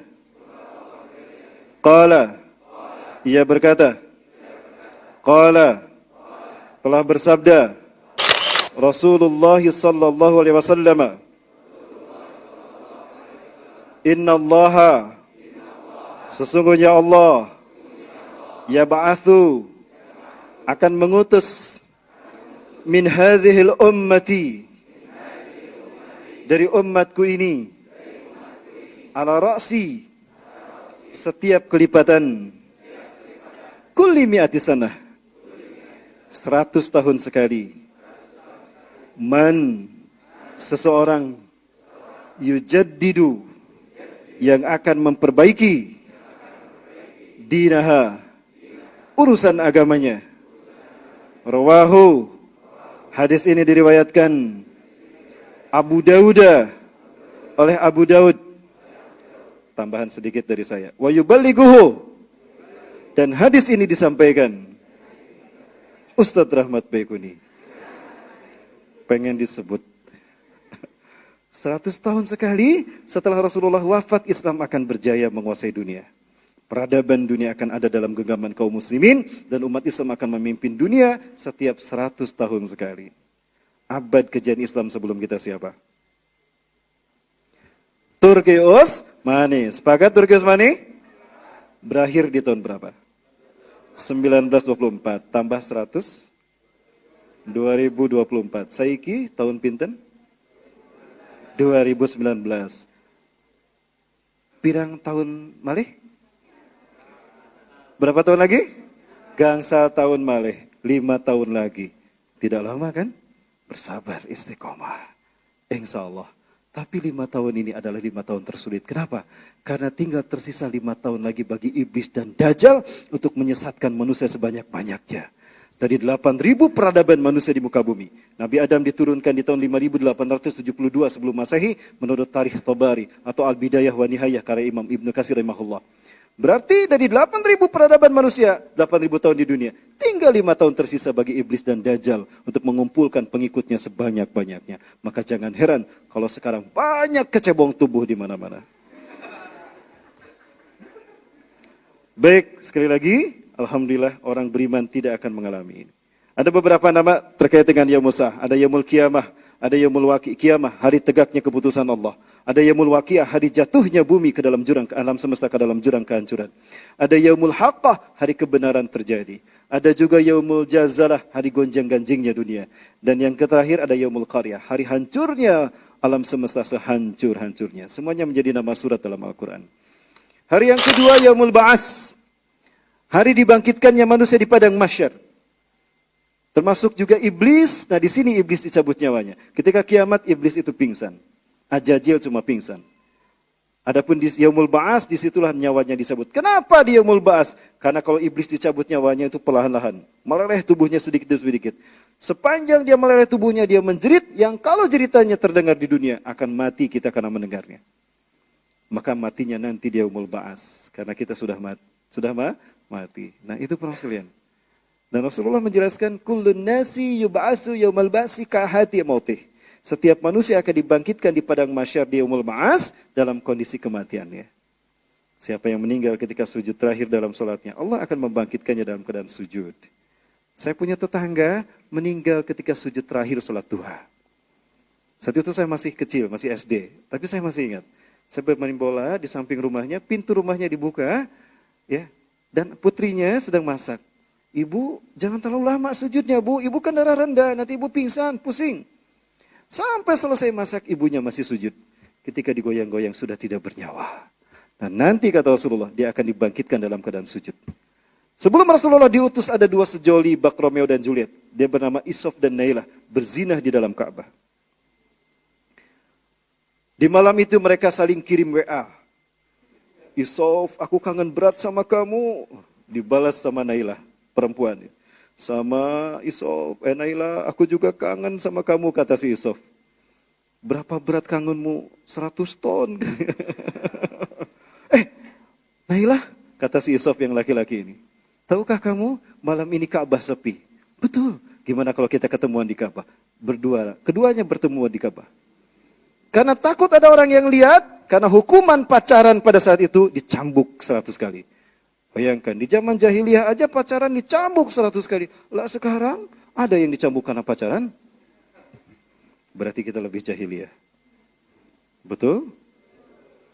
Ya.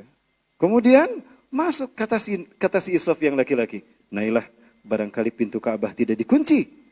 Masuk keduanya ternyata betul pintu Ka'bah tidak dikunci. Masuklah mereka ke dalam Ka'bah dan mereka berzinah di dalam Ka'bah. Allah kutuk mereka menjadi batu. Dasar orang Arab jahiliyah. Wahai kabilah fulan, berbanggalah kita. Allah telah memuliakan putra-putri kita menjadi putra-putri terbaik. Allah mengabadikan kebersamaan mereka. Sudah jelas diazab kok. Digergaji itu keduanya. Isof di Bukit Sofa, Nailah di Bukit Marwah. Ketika ibadah haji, mereka mencampurkan dengan melumuri darah mereka dengan dam haji mereka. Maka ketika Fathul Mekah, Rasulullah mengajak sa'i dan umrah bersama para sahabat. Ayo, kita sa'i. Ya Rasulullah, kenapa? Itu masih ada patung Nailah dan Isof di sana. Loh, kan aku sudah perintahkan, hancurkan semua berhala ini. Maka dihancurkanlah. Ali menghancurkan patung Isof, Sa'ad bin Abi Waqqas menghancurkan patung Nailah. Setelah itu turun firman Allah, Inna Safa wal Marwata min syairillah, fala junaha alaikum ayyatawafa bihima. Barulah para sahabat mau melakukan sa'i. Dan nanti di padang mahsyar di Yaumul Ba'as, mereka dibangkitkan dalam keadaan berzinah. Pertanyaannya, dalam kondisi apa nanti kita dibangkitkan di sana? Adalah kondisi kematian kita. Pastikan, sekali lagi, kematian waktunya sudah jelas. Cuma di mana kita mati, seperti apa kita mati, itu pilihan kita. Betul? Baik. Gimana? Udah jam 9:30? 10 menit lagi ya. Kita percepat pada masalah. Yang ketiga, Yaumul Mahsyar. Hari yang ketiga adalah Yaumul Mahsyar, hari digiringnya semua manusia dalam keadaan hufatan tanpa alas kaki, uratan dalam keadaan telanjang tanpa pakaian, gurlan dalam keadaan tidak dihitan. Wahum yata'allaquna bi'udukihim, dan mereka terikat dengan keringat yang mereka teteskan. Ya. Biasanya mbak-mbak ini banyak alas kakinya di rumah. Apa aja mereknya, Mbak? Swallow, apalagi? Ando, apalagi? Edward Forer ada? Nanti di akhirat merek kita sama. Bukan Knickerman, bukan Weidenman, tapi Nyekerman. Ya. Uratan telanjang bulat tanpa pakaian. Siti Aisyah bertanya, Rasulullah, hakan biduli libas? Betul tanpa pakaian Rasulullah? Hakan biduli libas. Idan ya Rasulullah, ar-rijalu wan nisa'u yanzuru ba'dhum ba'dan. Ya Rasul, kalau tanpa pakaian nanti laki-laki perempuan saling melihat. Ih, punya kamu besar sekali. Apa kata Rasulullah? Rasul membaca surat Al-Qiyamah. Wujuhun yawmaidin nadirah ila rabbiha nazirah. Pada hari itu semua wajah menghadap ke depan. Semua wajah menghadap ke depan pada Tuhannya mereka memandang.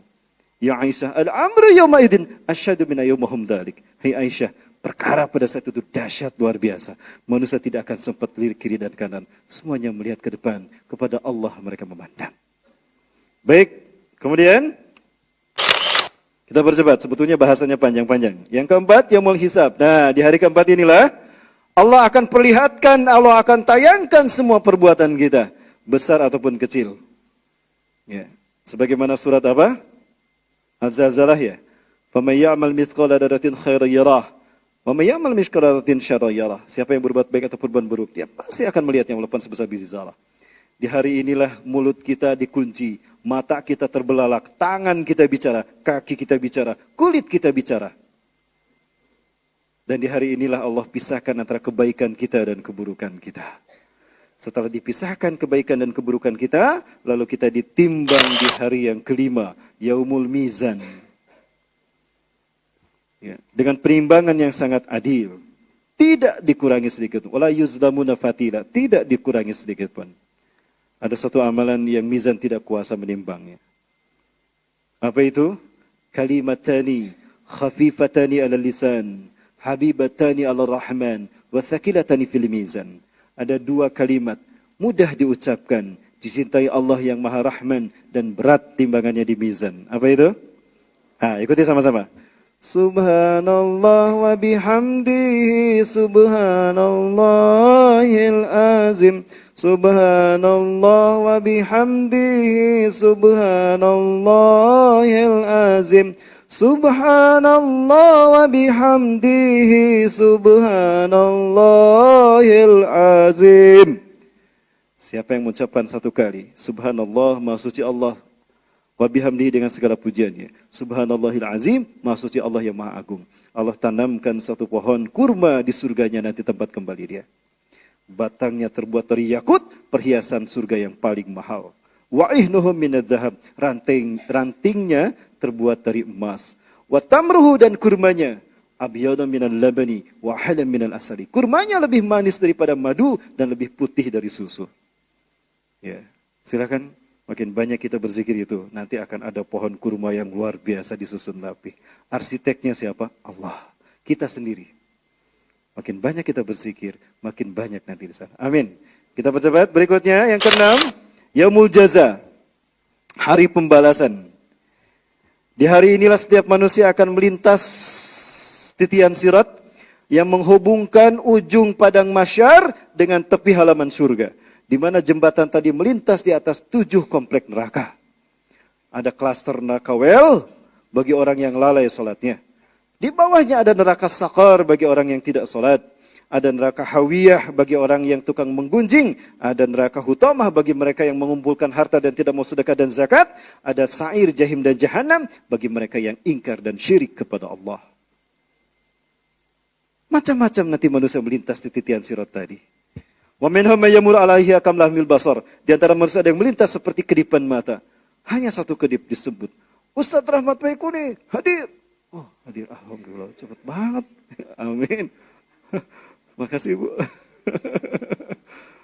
Oh, kalbarki atau seperti petir. Fulan bin Fulan hadir. Duar. The Flash tuh. Sampai ke sana. Itu pun kalau hijrah The Flash-nya. Akaruku bihisanil jud atau seperti naik kuda balap.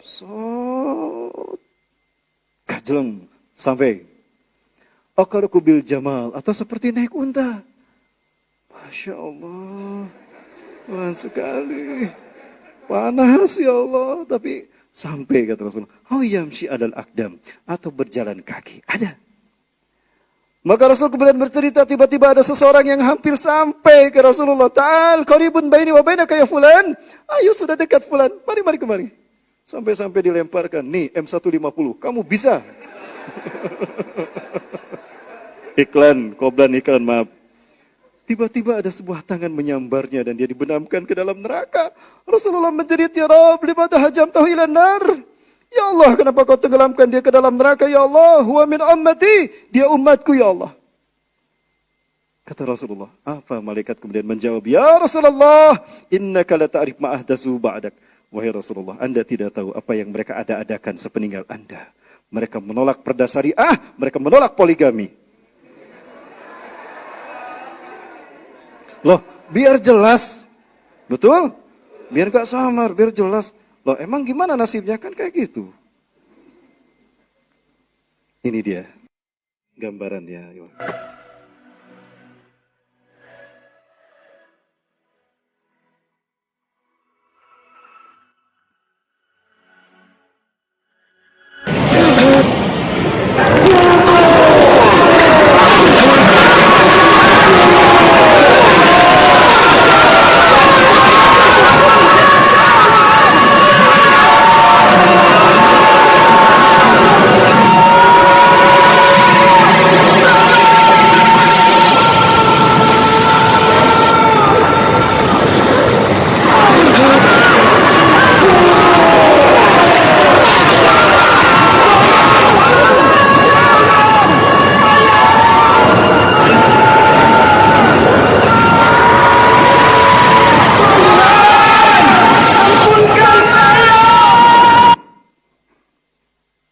Ketika seseorang terjatuh dari titian sirat sampai ke neraka, kata Rasulullah, 76 tahun baru sampai ke dasarnya.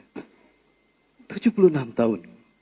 Berapa juta kali dia hangus terbakar, mati dihidupkan lagi, hangus terbakar, mati dihidupkan lagi. La yamutu fiha wala yahya. Betul? Nauzubillah. Pastikan ya wafilah, kita tidak mengalami itu. Baik, kita percepat karena waktunya tinggal 2 menit lagi ya, saya hitung. Sampai hari yang ke-7 gak apa-apa? Kereta saya jam 11 pernah sekalian. Sampai ke kereta insya Allah pulang. Baik, kemudian apa yang terjadi? Ya, itu yaumul jaza, hari pembalasan amal. Hari yang terakhir adalah yaumul akhir atau yaumul khulud. Disebut yaumul akhir karena tidak ada lagi hari sesudah itu.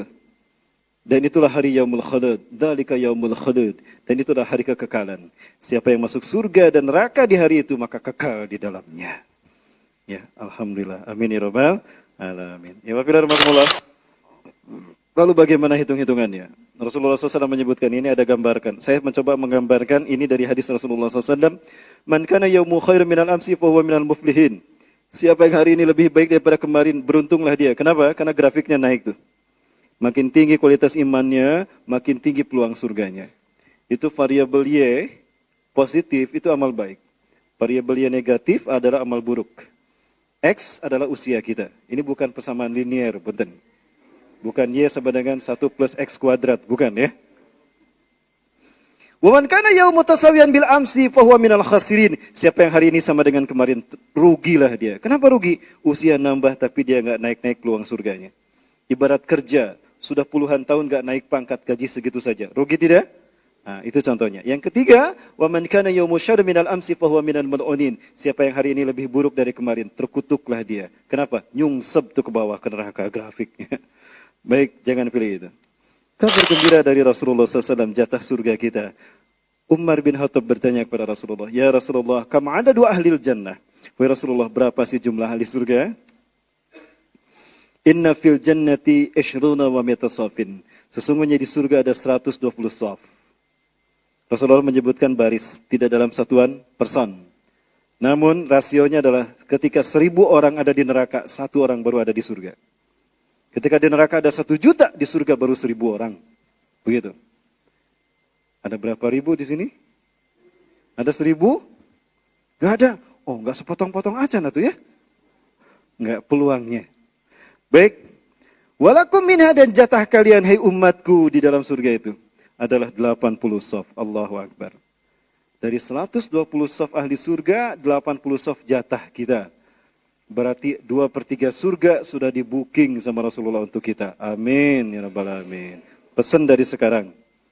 Di mana Ustadz belinya? Bisa dibeli di Uighur, bisa dibeli di Rohingya, bisa dibeli di Suriah, bisa dibeli di Palestina, atau di Irak, atau di Yaman, atau di Afghanistan. Ustadz di Deresan ada, atau di Piungan ada? Ada, silakan. Nanti kita keoskan dulu. Astagfirullah, enggak. Maksudnya itu bisa kita dapatkan di mana saja dengan kebaikan yang kita lakukan. Baik, lalu sisanya berapa? 40 saf Allah bagi rata kepada semua nabi dan rasul dan umatnya. Allahu Akbar. Cuma 1/3 ternyata bagi umat nabi dan rasul yang lain. Kita 2/3 surga. Betapa kita tidak gembira menjadi umat Nabi Muhammad. Bersyukurlah kita menjadi umat akhir zaman. Kenapa Allah berikan jatah surga lebih banyak? Karena fitnah kita lebih besar. Dulu para nabi menghadapi kaum yang tersesat. Hari ini kita menghadapi sang kampiun kesesatan, iblis dan dajjal. Yang kita pertaruhkan bukan hanya nama baik para nabi dan rasul, bukan hanya nama baik Rasul kita, tetapi nama baik Allah. Karena yang kita hadapi adalah mereka yang mengaku Tuhan. Betul? Tanpa didamping oleh Nabi dan Rasul kita. Istiqomah, Kang. Ini perjuangan yang luar biasa. Baik, terakhir Alhamdulillah. Dan puncak kenikmatan surga adalah melihat wajah Allah tanpa hijab. Ya, ahli surga Firdaus melihat wajah Allah setiap saat. Dan ahli surga paling bawah melihat wajah Allah setiap pagi dan petang. Itu kata Rasulullah SAW. Ketika seseorang ahli surga, yu'ta rajulun li jannatih. Seseorang ketika masuk surga, diperlihatkan surganya. Maka Allah kemudian berkata kepada mereka, "Ya ibadi as-salihin, kaifa halukum antum? Al-yawm, bagaimana kondisi kalian, hai hamba-hambaku?" Apa kata ahli surga tadi? "Kaifa lana yarda ya Rabb? Awalam tubayyin wujuhana wa tudhinal jannata wa tunajjina minan nar." Bagaimana kami tidak senang ya Allah, Engkau telah menyelamatkan kami dari neraka. Kau masukkan kami ke dalam surga dan Kau rubah wajah kami menjadi putih bersahaya. Tunggu, kalian baru masuk surgaku. Malaikat kasih hidangan pertama. Ternyata hidangan pertama menurut bocoran dalam hadis Rasulullah dalam tafsir Ibnu Katsir adalah puding hati ikan hiu. Hati ikan hiu dipakai puding, ada flaknya Bu. Pakai flak, ya. Nyaman tuh. Siapa chefnya? Baik, kemudian ditanya, gimana? Ya Allah, belum pernah kami mendapatkan makanan selezat ini. Malaikat, itu baru hidangan pertama. Tambah lagi, tanya lagi, tambah lagi, tanya lagi. Sampai habis semua kenikmatan itu, Allah bertanya kepadanya, gimana? Mereka tidak bisa menjawab, kecuali, ayyakulu subhanallah walhamdulillah, wala ilaha illallah, Allahu akbar. Tiba-tiba apa kata Allah? Masih ada satu kenikmatan di surga ini. Dan ini adalah puncak kenikmatan surga kamu. Tidak ada kenikmatan selain kenikmatan ini. Apa ya Allah? Cukup ya Allah, kami sudah tidak kuat menerimanya. Apa? Dibukalah hijab antara mereka dengan Allah. Fayanzurunallaha iyanan biduni hijabin. Tiba-tiba mereka melihat wajah Allah yang sesungguhnya. Seperti apa zat Allah? Mas, lihat yang cantik saja saya lupa ngedip mas. Subhanallah, subhanallah. Lalu bagaimana ketika nanti kita melihat Allah? Dan ingat, di surga kita melek selamanya, tidak akan pernah mati. Innakum tahyawna fala tamutu abadan. An-naumu ahlul mauti wa la yamutu ahlul jannah. Kalian di surga akan hidup selamanya, tidak akan pernah mati. Dan ahli surga jangankan mati, tidur pun tidak. Terbayang tidak kekal di surga melek selamanya.